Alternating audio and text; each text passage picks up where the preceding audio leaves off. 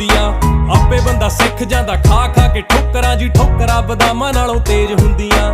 ਹੌਲੀ ਹੌਲੀ ਹਾਸਲ ਮੁਕਾਮ ਹੁੰਦਾ ਆ, ਹੌਲੀ ਹੌਲੀ ਮਿਹਨਤਾਂ ਦਾ ਨਾਮ ਹੁੰਦਾ ਆ। ਪਹਿਲਾਂ ਪਹਿਲਾਂ ਹਰ ਬੰਦਾ ਆਮ ਹੁੰਦਾ ਆ।